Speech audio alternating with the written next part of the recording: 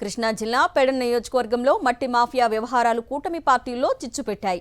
TDP మట్టి మాఫియాపై జనసేన నేతలు తీవ్ర ఆగ్రహంతో ఉన్నారు. వారు చేస్తున్న ఫిర్యాదులపై అధికారులు స్పందించడం లేదని ఏకంగా ఆమరణ దీక్షకు దిగారు. అవినీతికి వ్యతిరేకంగా పోరాడాలని మా అధినేత చెప్పారు గనుక అధికారులు బాధ్యతగా వ్యవహరించకపోవడంతో ఇక తప్పనిసరిగా ఆమరణ దీక్షకు దిగినట్లు కృష్ణా జిల్లా జనసేన జనరల్ సెక్రటరీ బత్తిన హరిరామ్ చెప్పారు. నియోజకవర్గానికి కలెక్టర్ గారు వస్తున్నారు కాబట్టి అని మళ్ళీ మేము వెళ్ళి రిప్రజెంటేషన్ ఇచ్చి గతంలో కూడా ఇలా సంవత్సరం నుంచి రిప్రజెంటేషన్లు 4-5 సార్లు ఇచ్చామండి. మరి దాని మీద ఎటువంటి చర్యలు లేవు. మట్టితవ్వి అమ్ముకున్న వాళ్ళు దొరల్లాగా తిరుగుతున్నారు. వాళ్ళ మీద కంప్లైంట్లు ఇచ్చే ఉద్దేశంతో దేవాలయాల ఆస్తుల్ని భూముల్ని కాపాడాలని అనుకునే మేము మాత్రం పోలీస్ స్టేషన్ల చుట్టూ అధికారుల చుట్టూ కలెక్టర్ ఆఫీస్ చుట్టూ తిరిగే పరిస్థితి ఉంది. ఏంటండి ఇది అని అడిగితే చాలా నిర్లక్ష్యంగా చాలా హేళనగా కూడా ఆయన ప్రవర్తించిన తీరు మాకు అనిపించింది.